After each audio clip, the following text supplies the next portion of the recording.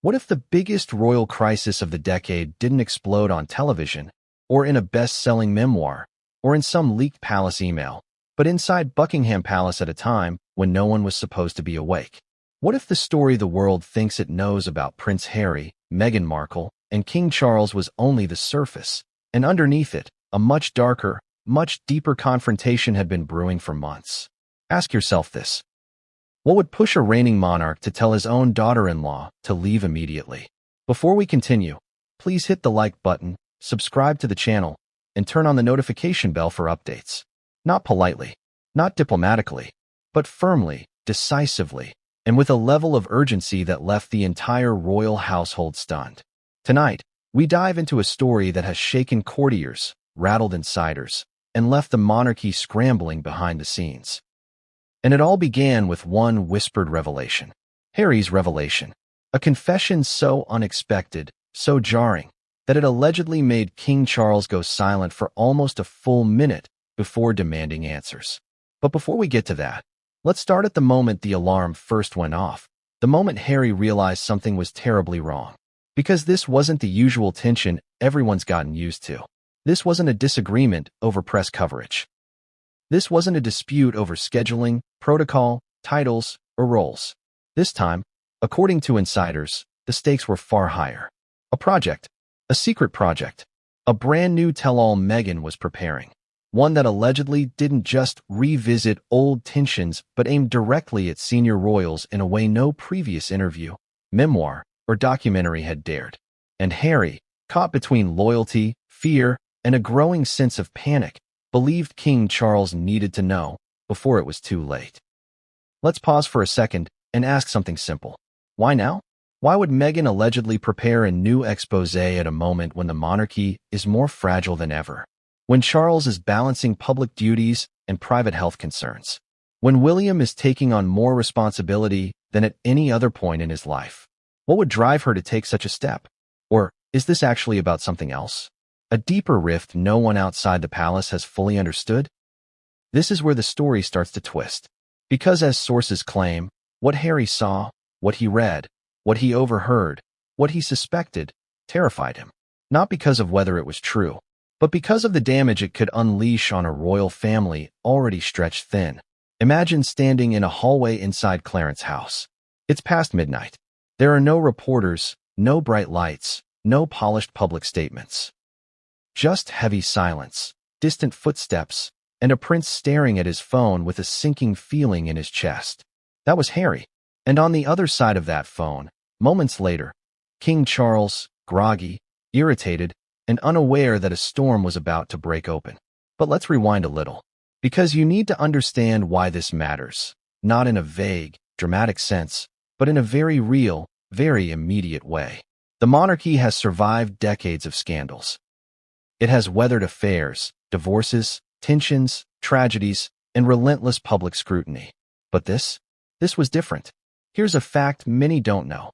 Every time a new royal biography or interview is released, there's an internal assessment, a risk analysis, a prediction of damage.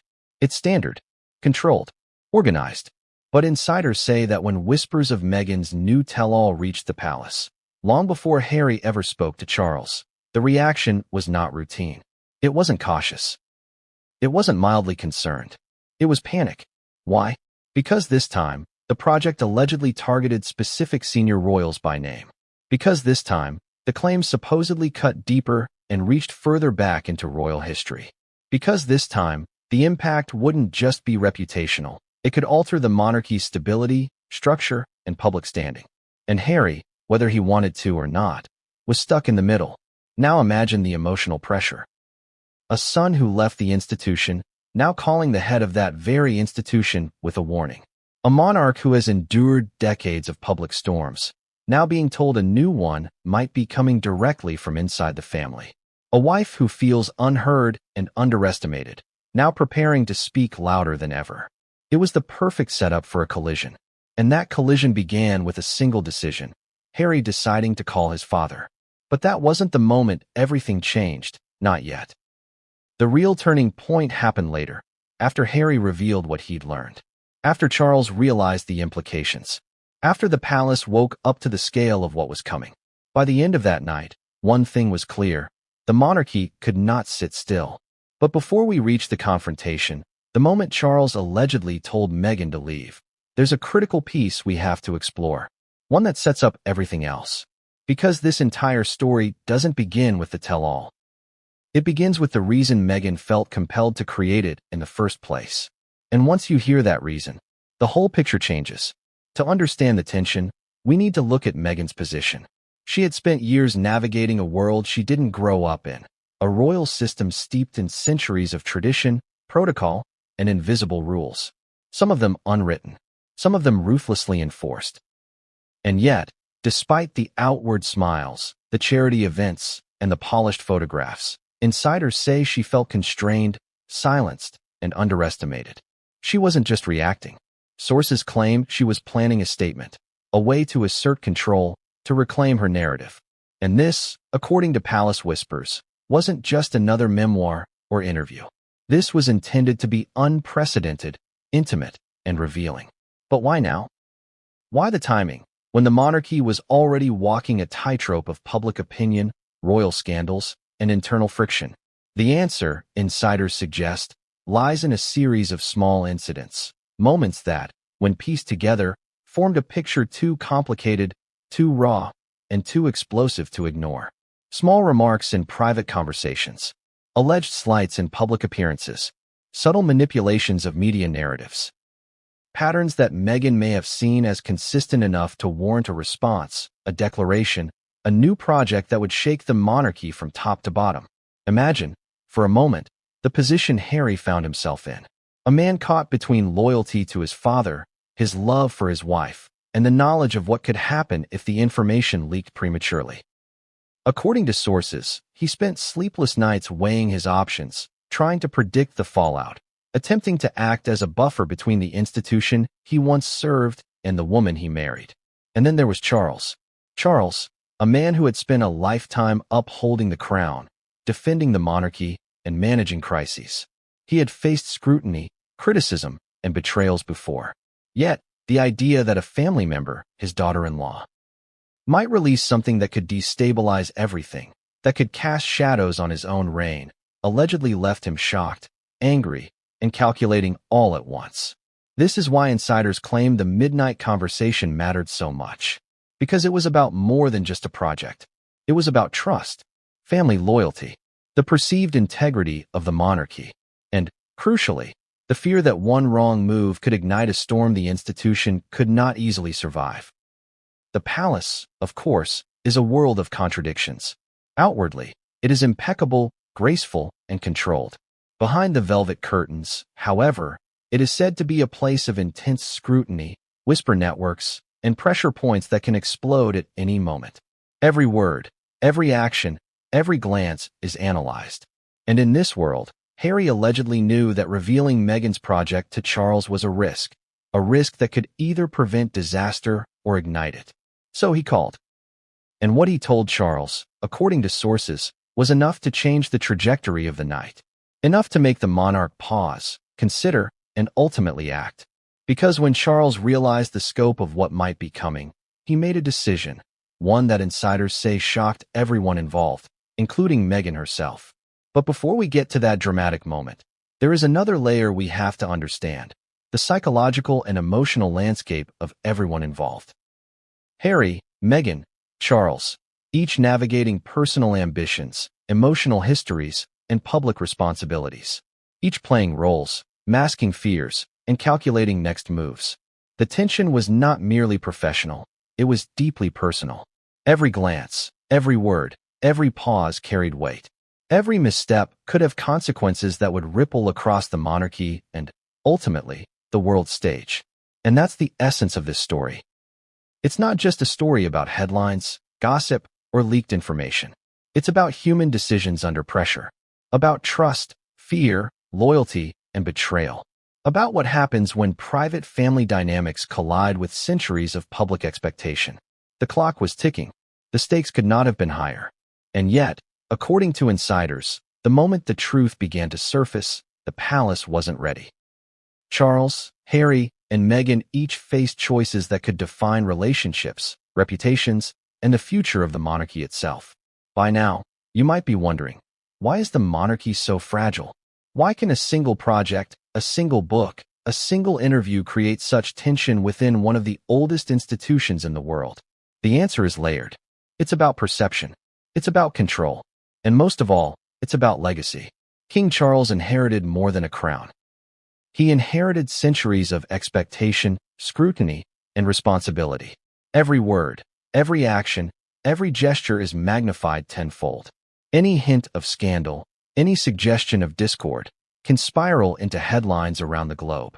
And in that world, the stakes are not just public reputation. They are the survival of an institution. Now, layer onto that the perspective of Prince Harry.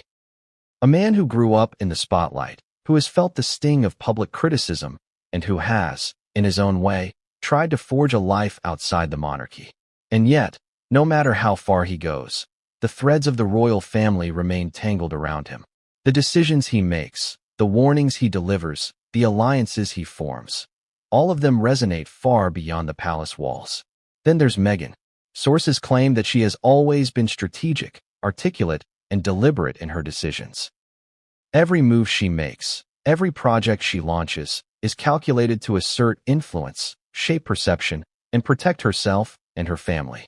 And when insiders say that her new tell-all project might directly confront senior royals, it's not just a personal statement. It's a challenge to an entire system. The night the conversation allegedly took place, Harry knew the stakes. Charles knew the stakes. Meghan, reportedly, may not have fully realized how far the ripples could spread. And in that tense, shadowed moment, everyone's fears, ambitions, and loyalties collided.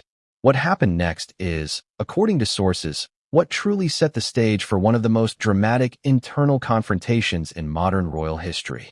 The whispers, the threats, the warnings, all converged in a single, charged moment. A moment that would allegedly result in King Charles taking decisive action that no one expected. But before we go there, here's something worth thinking about. How often do we see the private side of these public figures? How often do we consider the pressure, the tension, and the complex relationships that unfold away from cameras, reporters, and public appearances? This story is about that hidden world. The world where decisions are made in hushed tones, where the weight of centuries rests on a single conversation, and where one revelation can tilt the balance of everything. And that, ultimately, is the heart of this story. It's about choices made under pressure, the collision of personal and institutional loyalties, and the consequences of speaking or remaining silent.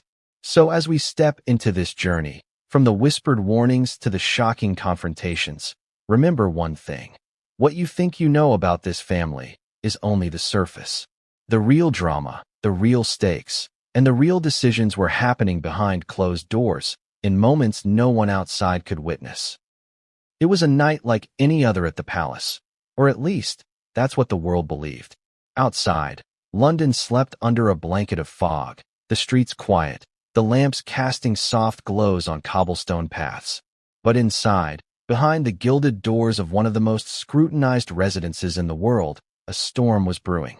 For Prince Harry, the night had begun as a quiet one.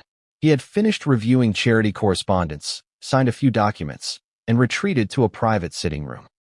The room was dimly lit, shadows stretching across the walls, a reminder that even in safety, the world outside was never far away. He had just sat down with a cup of tea when his phone buzzed. At first, he ignored it, too late for work calls, too early for casual messages. But the buzzing persisted, insistent, demanding attention.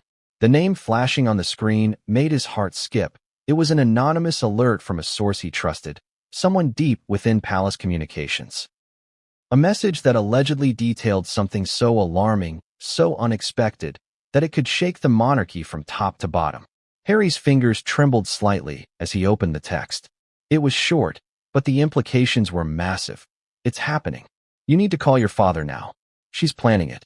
She, Meghan. The words hit him like a physical blow. Planning what? He had known about Meghan's projects in the past. Her interviews, documentaries, and charitable initiatives often made waves. But this was different. This was private. This was potentially explosive. Harry's mind raced. What was she planning now? Was it another interview? A book? Or something bigger? Something designed to reach the public with information about the family that had never been spoken before? He couldn't know for sure. But one thing was certain. He had to warn his father. He picked up the phone and dialed. The seconds stretched like hours as it rang.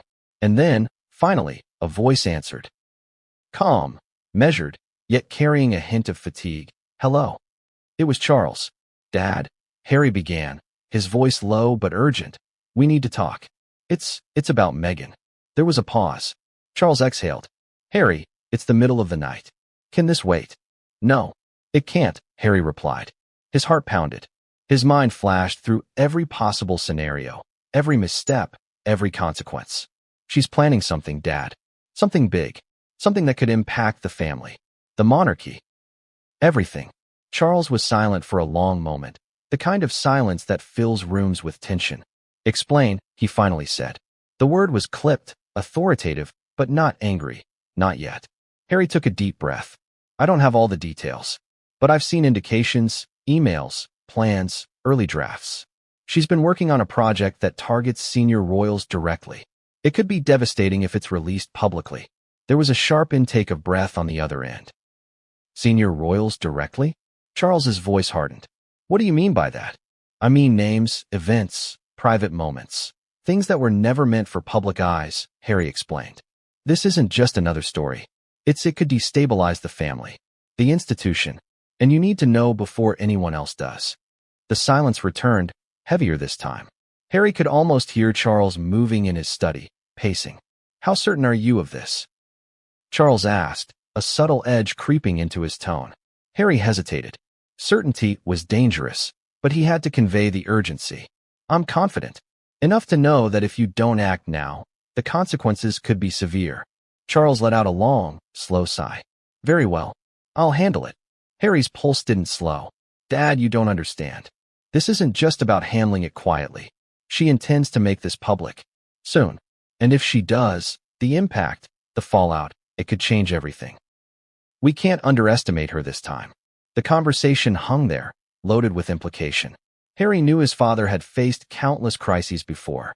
But this wasn't just a public controversy. This was private. This was intimate. And it came from someone within their own circle. He remembered a conversation from years ago with a close confidant. Harry, you can't fight the system if the system is your family. That thought now echoed ominously. Because here he was, trying to warn his family about someone he loved, someone he had sworn to protect, while also navigating the perilous waters of loyalty, trust, and the fear of what might happen if the truth came out. And then it happened. The first subtle twist that would define the night. Charles spoke again, quieter now, almost reflective. Harry, are you suggesting she intends to attack us personally? Harry felt a chill. That word, attack, captured everything he feared. Yes. In a way. Not physically, but reputationally. Emotionally. It's designed to provoke, to expose, to challenge everything. Charles was silent again. But this time, the silence felt different. It was heavy, thoughtful, calculated. Harry could almost picture him weighing options, considering the palace's long history of crisis management, the potential for leaks, and the media storm that would inevitably follow. Finally, Charles said, I see. Very well, then. We must prepare. Harry swallowed. Dad, she doesn't know I called you. She won't expect it. But I think you need to act carefully. She's clever, strategic. She knows how to control the narrative. Charles's voice hardened again, firm now, resolute. Thank you, Harry. I will handle it. Rest now. Harry hung up, his mind racing. He knew the phone call had set something in motion, a sequence of events that could not be undone. He had delivered the warning, but that was only the beginning. The palace was waking up to a storm it didn't yet see in full. And somewhere, hours away, Meghan was reportedly continuing her work, unaware that Harry had spoken, unaware that the first domino had fallen. According to insiders, that night, plans were already underway to prepare for the confrontation, a meeting that would change the course of their relationships and, potentially, the monarchy itself. Harry sat back in his chair, staring into the shadows of the room. He felt the weight of the moment pressing down on him. For years, he had tried to balance two worlds, the world of the family he left behind, and the world of the life he built outside it. But tonight, those worlds collided, and the impact, he feared, would echo far beyond the gilded walls, the cameras, and the tabloids. And that's when he realized the truth. This wasn't just about a project. It was about trust, loyalty, and the consequences of crossing lines that, once crossed, could never be uncrossed. The midnight message had set the stage. The warning had been delivered. No one inside the palace could have predicted how Charles would respond. No one could have anticipated Meghan's next move. And Harry, caught between the two, could only watch and wait, hoping that the storm could be navigated without total destruction. When the phone call ended, the echoes of urgency lingered in the quiet corridors of Buckingham Palace. Outside, the London streets were calm, silent witnesses to a night that would soon become pivotal in royal history. But inside, the mood was tense, electric, a tension that no one outside could see or understand. Prince Harry had done what he felt he had to do. He had warned his father. He had conveyed the gravity of Meghan's alleged new project. He had delivered the message that could prevent disaster, or, if mishandled, ignite one. And now, in the aftermath, all he could do was wait. But Charles, King Charles, a man whose life had been defined by protocol, by measured decisions, and by decades of public scrutiny, was not a man to react predictably. His silence after Harry's warning was telling. It was not the silence of confusion, nor the silence of dismissal. It was the silence of calculation. The call had left Harry in a state of anxious anticipation. Every minute that passed felt like an eternity. He could almost hear the gears turning inside his father's mind, imagining what Charles might do, how he might respond, and how he would address a situation that involved both the woman his son loved and the family he had sworn to protect. And then, Charles responded. "Harry, this is serious," he said, his voice steady but carrying a weight that made Harry's stomach tighten. "I understand. I appreciate the call. I didn't expect this." The words seemed calm on the surface, but anyone who knew Charles's voice, his tone, his inflection, the slight pause before his next sentence, could sense the undercurrent of emotion. There was shock, there was concern, and, perhaps most tellingly, there was anger. Harry could feel it. He knew his father well enough to detect the subtle shift in mood. The anger wasn't directed at Harry. It wasn't directed at Meghan, not yet. It was the anger of a man who suddenly understood that the private family he thought he controlled might be slipping through his fingers, reshaped by forces he had underestimated. "You're saying this project could expose personal details about the family?" Charles asked, his voice low, deliberate. "Including me?" Harry hesitated, carefully weighing his words. "It's possible. I've seen parts of the plan, drafts. It mentions names, events, private interactions. If it's released, it could cause serious upheaval, not just for us, but for the public perception of the monarchy." Charles was silent for a moment. Harry imagined him pacing in his study, thinking through every possible scenario, every potential fallout, every way this could spiral. It was that silence that struck Harry most, the calculated pause of a man who had weathered countless storms, yet recognized this one as something different. Finally, Charles spoke again. "Harry, I need to understand exactly what she intends. Not vaguely, not hypothetically. I need specifics. I need to know the content, the scope, the potential impact. I can't make decisions without that clarity." Harry's throat tightened. He knew delivering that information would be risky, but he also knew that honesty was the only way to ensure his father acted wisely. "I can send you what I have," he said. "Drafts, outlines, notes from insiders. But you need to act fast. She's already moving forward, and if we don't respond strategically, the damage could be irreversible." Charles exhaled slowly. "I see. I will review it immediately. Thank you for bringing this to me." But even as he spoke, Harry could sense the wheels turning. He could imagine the internal monologue of a man balancing decades of responsibility, public scrutiny, and the sudden awareness that his family, the very people he had dedicated his life to protect, could be publicly challenged by one of their own. This was the moment, sources say, when Charles shifted from surprise to decisiveness. He began considering his options. He had advisors, staff, and a long history of crisis management, yet this was unprecedented. Never before had a family member prepared a project that directly confronted the institution in such a potentially damaging way. And then came the subtle, telling question, "Harry, do you think she would go public regardless of our attempts to intervene?" Harry hesitated. He had hoped to give his father reassurance, but honesty demanded caution. "I don't know. She's determined. She's strategic. She knows how to control narratives. But she doesn't know we've spoken, not yet. You have a window to act, to influence outcomes." Charles's voice took on a sharper edge. "Then we must act. Carefully, but decisively. I will not allow the integrity of the family or the institution to be compromised." Harry exhaled, the weight on his chest momentarily easing. But he knew this was only the beginning. This was not the end of the conversation, not the end of the problem. In fact, the real challenge, the confrontation with Meghan, had yet to unfold. For Charles, the midnight call was the spark. It was the moment that forced him to confront a scenario he had perhaps hoped would never arise. And according to insiders, that night, he began to plan his next moves with a level of precision that would characterize the entire unfolding crisis. But the story doesn't end with strategy alone. There was emotion here, real, human emotion. Shock, betrayal, fear, concern, anger, a son warning a father realizing that one decision could alter relationships, reputations, and the monarchy itself. It was a complex web of feelings and considerations that no public statement could ever capture.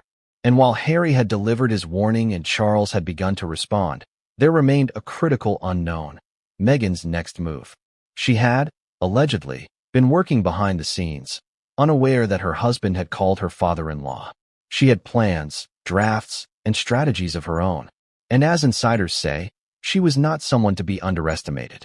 The tension between these three forces, Harry, Charles, and Meghan, would define the next series of events. The palace, often calm and controlled in public, was anything but in private. Decisions made in whispers, instructions given quietly to aides, documents passed in secrecy. All were part of a delicate balancing act, with the potential for missteps at every turn. Harry understood this. Charles understood this. And Meghan, according to sources, was moving forward with her project, unaware of the warning that had just been delivered. And that is what made the midnight message so significant. It wasn't just a phone call. It wasn't just a warning. It was the first domino in a chain of events that would change the trajectory of the royal family, and one that would set the stage for confrontations, revelations, and decisions that no one could have predicted. By the time the night ended, Charles's mind was made up. He had assessed the risk, measured the implications, and understood the emotional and political stakes. He knew he had to respond. The question now was, how? The next morning, Buckingham Palace was a picture of serene normality. Courtiers moved gracefully along the marbled halls, staff tended to ceremonial preparations, and cameras outside captured the familiar, polished facade of royalty at work. To the world, nothing had changed. But behind the velvet curtains and gilded doors, the atmosphere was anything but calm. According to insiders, one meeting that day would become one of the most tense and confidential gatherings in recent royal history. A meeting that no press release, no official statement, no staged photograph could ever reveal. And yet, its impact would ripple across the monarchy in ways that few could anticipate. Harry arrived at the designated room, a private, heavily secured chamber deep within the palace. The corridors were empty, almost eerily so, as if the building itself sensed the gravity of what was about to unfold. He carried with him the documents, notes, and drafts that had prompted the midnight warning. Each folder felt heavier than its weight in paper, loaded with implications that could alter relationships, reputations, and power dynamics. As Harry entered the room, he was met by his father, King Charles, accompanied by a handful of trusted senior advisors. Their expressions were measured, but their eyes betrayed the undercurrent of tension, shock, concern, and a faint trace of fear. The air was thick, charged with anticipation. According to sources, even the security staff sensed that this was no ordinary discussion. "Harry," Charles began, his voice controlled but firm. "Thank you for coming on such short notice." Harry nodded, trying to maintain composure. "I felt it was urgent, Dad. You need to see this before anyone else does." Charles gestured for him to place the folders on the long oak table that dominated the center of the room. The advisors leaned in subtly, their eyes flicking between Harry and the contents of the documents. It was, according to insiders, a delicate dance. They wanted to know, but they also wanted to ensure that the family's internal matters remained secure. Harry opened the first folder. Pages filled with outlines, notes, and alleged drafts of Meghan's project slipped onto the table. Each page was meticulously detailed, pointing to specific events, private conversations, and moments involving senior royals. The implications were immediate and undeniable. If even a fraction of this information reached the public, it could trigger not just scandal, but crisis. Charles leaned forward, his brow furrowed. You're telling me she's actually prepared all of this? Written it down? Planned it in detail? Harry nodded. Yes, and it's more than speculation or opinion. According to what I've seen, it's deliberate, designed to provoke, to expose, to challenge the family. The room was silent for a moment, save for the faint rustle of paper as advisors shifted uneasily. Each person was processing the enormity of the situation. A project like this wasn't merely inconvenient, it was unprecedented. And the question on everyone's mind was the same. What would Charles do next? Insiders claimed that for a moment, Charles seemed almost stunned. Not because he hadn't expected challenges, but because this crossed a line he hadn't anticipated. It wasn't just Meghan expressing an opinion or giving an interview. This was a structured, carefully executed plan aimed directly at the family, at the monarchy, and at him personally. One advisor, speaking quietly to another, allegedly whispered, "We've never seen anything like this. Not in decades." Charles, however, quickly regained his composure. He had faced crises before. He had weathered scandals.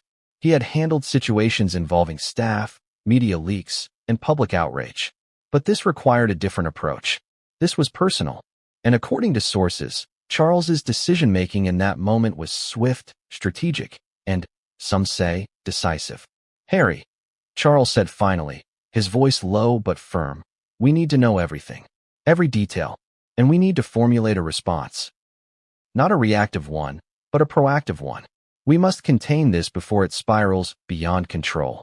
Harry glanced at the advisors. Each one nodded subtly, understanding the gravity without needing explicit instructions. It was a tacit acknowledgement that this was no ordinary day, no ordinary meeting, and no ordinary threat.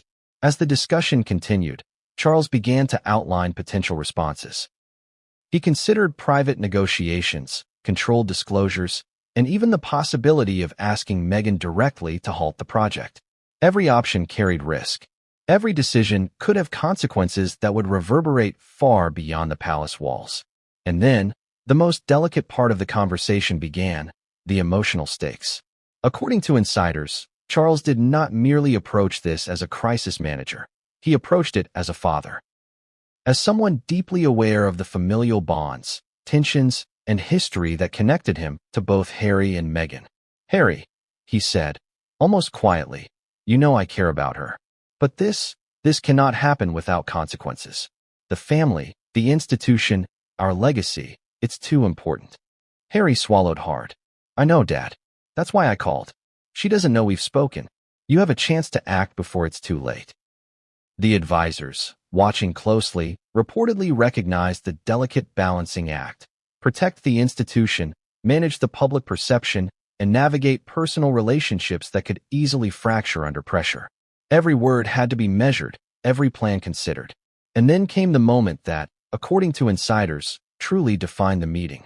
Charles asked Harry a question that would echo through the palace corridors for weeks. "Where is she right now?" It was a simple question, but it carried enormous weight. Not about location alone, but about intent, about timing, about control, about the potential for the next move in a carefully orchestrated plan. Harry paused. "She's moving forward, Dad. She doesn't know I called. She's working." Charles leaned back, taking a deep breath. The advisors waited in tense silence. The king's mind was racing, analyzing every potential outcome, every strategic move, and every emotional consequence. And as he processed, one thought dominated. Immediate action was required. The palace meeting that no one was supposed to know about had officially set the stage for a confrontation that insiders describe as both inevitable and unprecedented. Decisions made in that room would ripple through the coming days, influencing the reactions, alliances, and choices of everyone involved. Harry, standing at the edge of the table, could feel the weight of it all. The documents, the warnings, the strategies, each piece contributed to an escalating tension that, according to sources, would culminate in a confrontation that no one could fully predict. And somewhere, beyond the palace walls, Meghan was allegedly unaware that the first domino had been set in motion.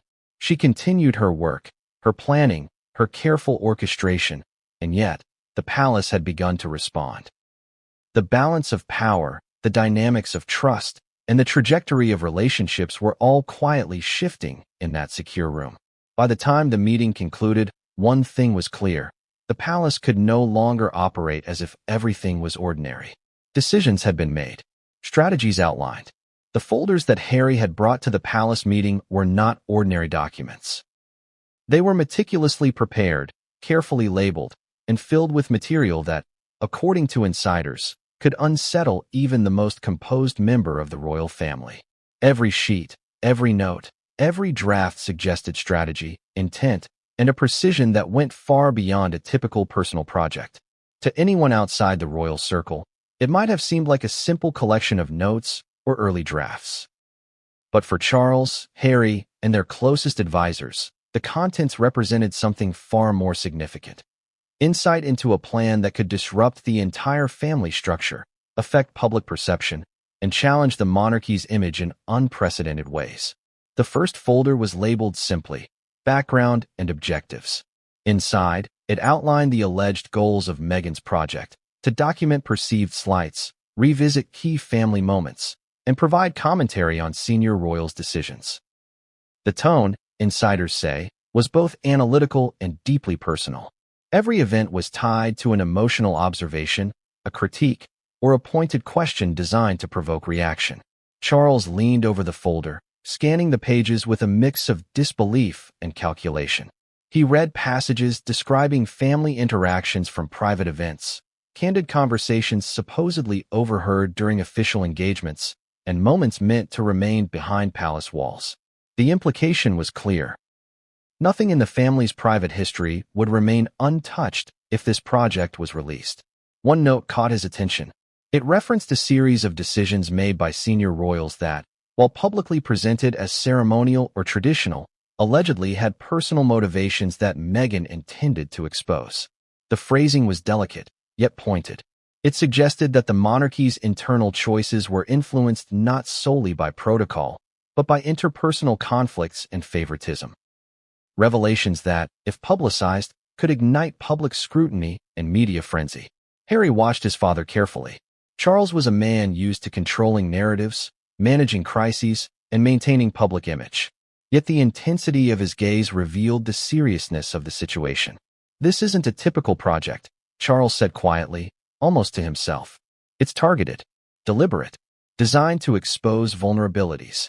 The second folder contained what insiders described as incident logs. Detailed accounts of interactions, moments of tension, and alleged controversies involving Meghan's perception of the family. Each log was chronological, precise, and accompanied by commentary suggesting how these incidents contributed to her perspective. Some entries were factual, while others were speculative, crafted in a way that presented her interpretation as undeniable truth. As Charles flipped through these logs, a sense of gravity settled over the room. This was not merely a recounting of events. It was a narrative intended to shape opinion, challenge credibility, and reframe historical context. Each log was a potential headline, a soundbite, a revelation that could capture international attention and provoke public debate. One advisor leaned in and whispered to another, their voices low but tense. "If this gets out as written, it could be catastrophic. For the family, for the monarchy, for the public perception."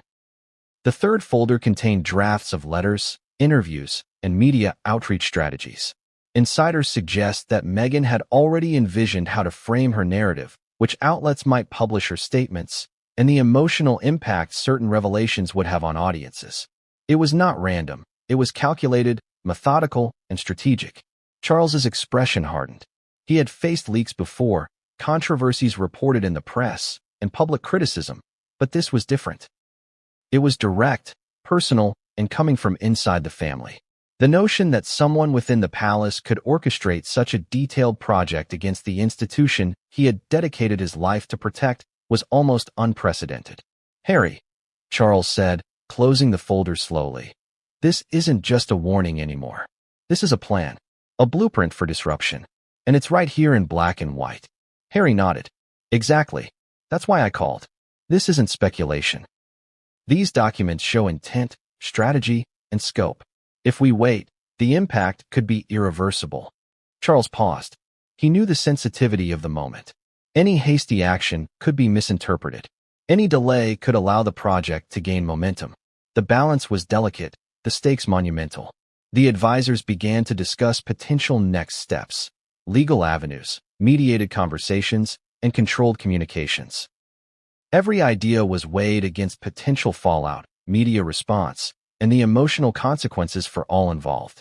According to insiders, the room became a hub of tense deliberation, balancing strategic planning with a keen awareness of the human element. And then there was the fourth folder. This was the one that allegedly changed the tone of the meeting. Unlike the previous folders, which contained drafts, logs, and plans, this one was more personal. It included notes, reflections, and observations about family dynamics, relationships, and perceived emotional slights. It painted a picture not just of events, but of intentions, motivations, and judgments. Charles studied the folder with increasing concern. The content was intimate, sometimes harsh, and at times deeply critical of decisions he had made over decades. It wasn't merely a critique. It was an interpretation that could influence public perception and, insiders suggest, challenge the legitimacy of certain actions taken within the family. "You see this, Harry?" Charles asked, his voice tinged with disbelief. "This is personal. She's dissecting everything. Our decisions, our actions, our intentions." Harry nodded. "Yes, and she's prepared to release it in a way that ensures maximum attention. The public will see it as truth, as insider knowledge. And we won't have a way to respond effectively without escalating the situation." The advisors exchanged looks. The implications were enormous. Not only did this project threaten relationships, but it could also shift public trust and confidence. Every document, every observation, every alleged critique had the potential to spark media firestorms, public debate, and internal conflict. Charles exhaled. The weight of the moment was palpable. "We cannot allow this to happen without intervention. We must respond, carefully, but decisively." Harry leaned forward, his voice low but urgent. "That's why I called, Dad. You have a chance to act now, before she realizes we know. You can influence how this unfolds, protect the family, and preserve the institution." Charles nodded slowly, the decision forming in his mind. He had been a man of patience, strategy, and foresight. And now, according to sources, he was preparing to take action that insiders describe as firm, direct, and unprecedented. The folders remained on the table, silent witnesses to the tension, the calculations, and the strategy that was being formed. Each page represented a potential crisis, each note a possible trigger, and each draft a blueprint for confrontation. And somewhere, hours away, Meghan was reportedly continuing her work, unaware that the palace had already begun to respond. The balance of power, the dynamics of trust, and the trajectory of family relationships were quietly shifting in ways that none of them could fully predict. By the time the meeting concluded, one thing was certain. The folders had revealed the full scope of the challenge. The documents were no longer just warnings. They were evidence of intent, strategy, and a plan that could have far-reaching consequences. The palace corridors were quiet that afternoon, but the tension within was palpable. What the public saw as another day of royal routine, official engagements, ceremonial appointments, and routine meetings, was anything but ordinary behind closed doors. Inside, plans were being set in motion, decisions were being weighed, and one confrontation was looming that could define the future of the family. King Charles had spent the morning reviewing the folders Harry had brought. Every note, every draft, every observation weighed heavily on his mind. For decades, he had navigated crises, managed public perception, and balanced the delicate intricacies of royal life. But this was different. This was personal. This was deliberate. And according to insiders, it required a response both swift and measured. Harry, meanwhile, remained in the wings, a silent observer and participant. His role was delicate. He had delivered the warning, shared the evidence, and now could only hope that the confrontation would unfold in a way that preserved both relationships and the institution. The stakes were high, emotions were raw, and the palace, usually a sanctuary of controlled decorum, felt like a pressure cooker. According to sources, Meghan was scheduled to meet Charles in one of the private drawing rooms, a location carefully chosen for both security and discretion. She arrived unaware that Harry had already shared the information, unaware that her husband had alerted her father to her project, and unaware of the precise scope of the concern it had sparked. What she did know, insiders suggest, was that she was prepared to continue her work, confident in her strategy and intent. The room was quiet as she entered. Charles was already there, flanked by a few key advisors, the documents from the folders neatly stacked on the table. Meghan's demeanor, according to eyewitness accounts, was calm, composed, and deliberate, a reflection of the strategic mindset that had led to the creation of the project in the first place. "Good afternoon, Meghan," Charles began, his tone formal yet measured. "I wanted to meet with you today to discuss something important." Meghan nodded politely, her expression neutral. "Of course, Your Majesty. I'm happy to talk." Charles gestured to the documents on the table. "These folders contain information that was brought to my attention last night. Details of a project you've been preparing, one that may directly involve senior members of the family." Meghan's eyes flicked to the folders, but her composure did not falter. According to sources, there was a brief pause, a calculated moment during which she seemed to process both the weight of the accusation and the manner in which it had been delivered. "I see," she said finally, her voice steady. "I didn't realize this had caused concern, but I assure you, my intentions are to share my perspective, nothing more." Charles leaned forward slightly, his voice firm but not accusatory. "Perspective is one thing. Exposure is another.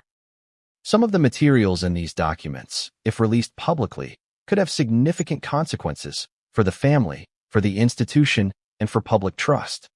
Meghan's expression remained controlled, but insiders report a subtle tightening around her eyes, a signal that she was considering her response carefully. "I understand the potential implications," she replied, "but I believe transparency and truth are important. If I can share my experiences and perspective in a way that contributes to understanding, why should that be seen as harmful?" The advisors in the room exchanged glances. The tension was thick.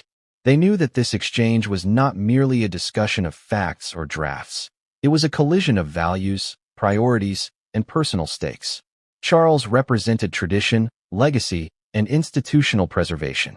Meghan represented autonomy, narrative control, and strategic influence.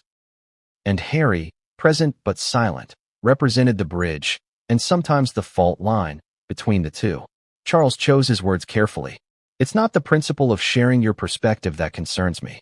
It's the timing, the method, and the potential impact on family relationships. Some of these drafts, as presented, could be interpreted as attacks rather than reflections. That perception matters greatly." Meghan tilted her head slightly, considering his words. "I see. And if I were to revise the project to be more considerate?" she asked, a hint of curiosity and calculation in her tone. Harry could sense the subtle negotiation unfolding. Meghan's willingness to engage, while still asserting her perspective, suggested a strategic approach. She was willing to adapt, but not concede.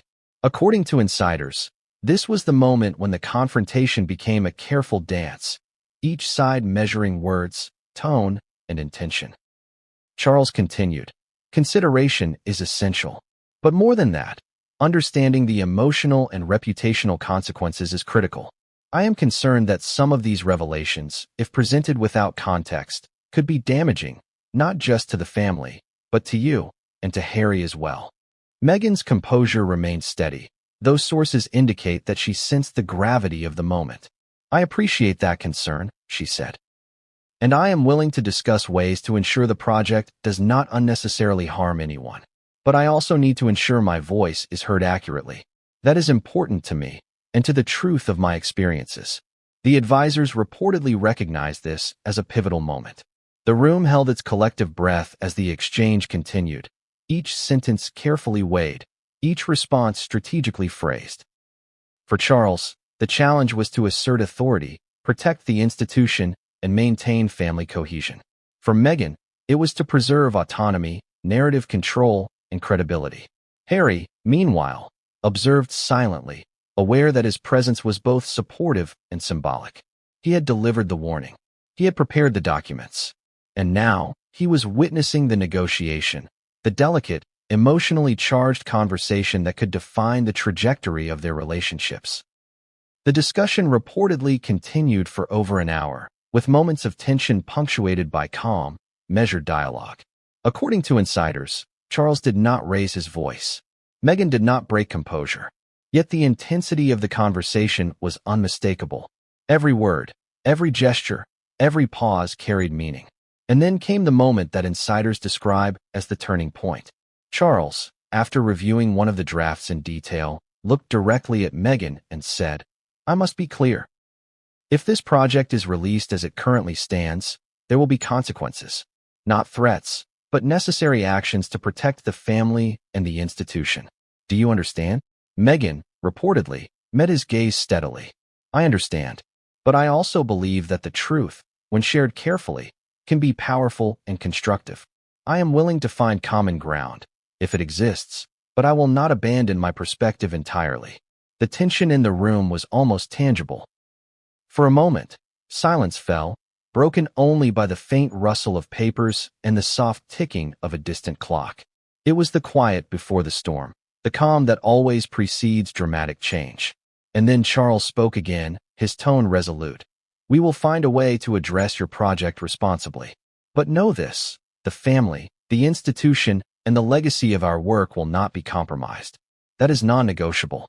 Harry could feel the weight of the statement. The confrontation had begun. Boundaries had been set. After the initial confrontation, the palace seemed to return to its normal rhythm, but appearances were deceiving. While courtiers carried out their duties with practiced poise, and the public saw the polished, ceremonial face of royalty, behind the gilded doors, the atmosphere was tense, charged, and full of uncertainty. Every conversation, every decision, and every movement carried weight. What few outsiders knew was that in situations like these, the monarchy's strength often depended not solely on those in direct line of command, but on those working quietly in the background, advisors, aides, and staff whose loyalty, judgment, and insight could change the course of events. And in this particular storm, there was one unexpected ally whose presence would prove pivotal. Sources report that this individual was neither a senior royal nor a high-ranking official, but someone whose influence was subtle yet profound, a figure whose advice had shaped decisions in the palace for decades, yet whose involvement was rarely acknowledged publicly. It was during a late afternoon debrief that Charles, after hours of reviewing documents and discussing strategy, requested a private consultation with this ally. The room was secluded, away from cameras, ears, and even the closest advisors. What followed, according to insiders, would change the trajectory of the unfolding situation. The ally began by reviewing the folders, noting patterns, strategies, and emotional cues that might not have been immediately apparent. "Your Majesty," they said, "the documents are meticulously prepared. They reflect a strategic mind capable of controlling narrative and influencing perception. The key is to respond thoughtfully, not reactively." Charles nodded slowly. He trusted this individual's judgment, knowing that years of experience, discretion, and insight had honed their perspective. "I understand, but we need a plan that protects the family, the institution, and our public standing. How do we balance that without escalating conflict?" The ally paused, choosing words carefully. Sometimes, the most effective approach is not direct confrontation. Influence from within can guide decisions more subtly. There are ways to protect your interests without appearing heavy-handed, to redirect, to mediate, and to preserve relationships while managing risk. Harry, who was present as an observer, could sense the weight of the advice. This wasn't merely tactical, it was emotional, strategic, and psychological. The ally understood both the stakes and the players, Charles, Meghan, and Harry himself, and offered guidance that addressed all three dimensions. According to insiders, Charles considered the advice carefully. He had faced crises before, but rarely had he been confronted with a situation that combined familial loyalty, public scrutiny, and strategic complexity in this way. And yet, in that quiet room, he began to see a path forward, one that might mitigate fallout while maintaining control. The ally continued, "Consider timing. Consider framing. Consider collaboration rather than confrontation. The project can be guided, even subtly, to achieve transparency without destabilization. And sometimes, allowing limited input from trusted sources can prevent a larger conflict." Charles leaned back, absorbing the words. "So you're suggesting a controlled engagement?" he asked. "Yes," the ally replied. "Not avoidance, not suppression. Engagement, carefully calibrated, with strategic oversight. You maintain authority, influence outcomes, and reduce risk." Harry listened intently, recognizing the value of this guidance. He had acted as the messenger, delivering the warning to his father. But now, this ally offered a blueprint, a way to navigate the confrontation with both firmness and subtlety. It was a perspective that Harry had not considered fully before, and it underscored the complexity of managing family dynamics intertwined with public accountability. As the conversation progressed, the ally emphasized a crucial point: the importance of perception. In public matters, perception is reality. How actions are viewed can be as impactful as the actions themselves. Carefully crafted communication, even private dialogue, can shape outcomes in ways direct confrontation cannot. Charles nodded, the plan forming in his mind. He had always understood the power of narrative, the importance of perception, and the necessity of strategic foresight. And now, with this unexpected ally providing insight, he began to envision a path forward that was both assertive and nuanced. But the ally offered another, more delicate warning. "Your Majesty, remember that relationships are fragile. Actions taken now will reverberate for years. Balance authority with empathy, firmness with flexibility. Missteps can escalate quickly, especially when emotions are involved and the public is watching." Charles absorbed the caution, realizing that the stakes extended far beyond the immediate situation. This was not just about one project or one confrontation. It was about long-term relationships, trust, and the integrity of the monarchy. And in that moment, he understood that the decisions made in the coming hours could have consequences that would echo for decades. According to sources, the ally then offered a specific tactical suggestion: to establish a controlled forum for dialogue, allowing Meghan to express her perspective in a limited, guided manner. This would preserve her voice, manage public perception, and maintain the family's integrity. It was a bold proposal, balancing transparency and discretion in equal measure. Harry felt a sense of cautious optimism. For the first time since the midnight warning, there seemed to be a path that could potentially protect everyone involved.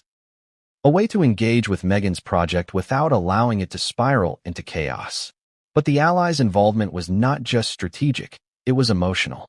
"Remember," they said quietly, "this is about trust. Once trust is broken, it's difficult to restore. Navigate carefully, with awareness of both facts and feelings. The emotional impact can be as profound as the public impact." Charles nodded again. He understood the dual nature of the challenge, managing both the institution and the human relationships within it. And he began to draft a plan, informed by the allies' guidance, designed to engage with Meghan while maintaining authority and preserving family unity. According to insiders, this unexpected ally became a silent force behind the scenes, shaping decisions, advising on tone, and helping navigate the complex intersection of personal loyalty and institutional responsibility. Their presence was discreet, their influence subtle, yet their impact was profound. As the day turned into evening, Charles emerged from the consultation with renewed clarity. He had a strategy, a plan for engagement, and a sense of how to address the project without triggering a full-blown crisis. But he also knew that the path ahead was delicate, fraught with potential missteps and unforeseen reactions. Harry, observing, realized that while the folders had revealed intent, the ally had revealed the path forward. Together, the warning and the guidance provided the framework for the next step, the next phase of confrontation, negotiation, and strategic engagement. And yet, despite the plan, one truth remained. Meghan's next move was unknown, unpredictable, and potentially explosive. The palace had prepared, consulted, and strategized, but the dynamics of human behavior, ambition, emotion, and calculation meant that certainty was impossible. The night settled over London, quiet once more. But inside Buckingham Palace, the storm was far from over. The unexpected ally had provided guidance. The path forward was being shaped, and the stage was set for the next confrontation, one that would bring revelations, choices, and dramatic consequences none of them could yet fully anticipate. Even the most meticulous strategies have blind spots. Even the most calculated plans carry secrets.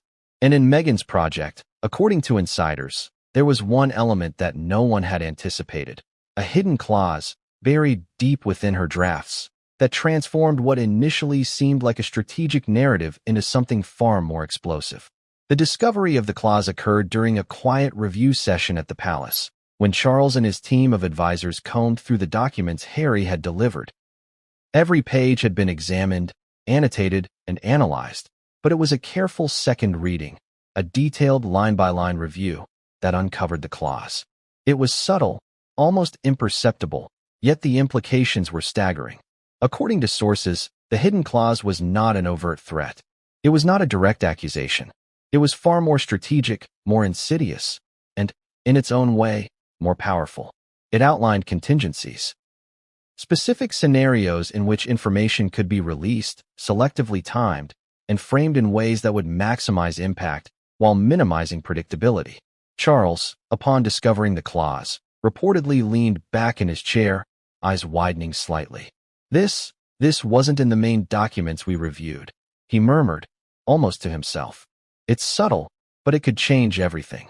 Harry, who had been standing nearby, looked over the folder. Hidden clause? He asked, curiosity and concern mixing in his tone. Charles nodded. Yes, it's a contingency plan. She's not just planning a tell-all.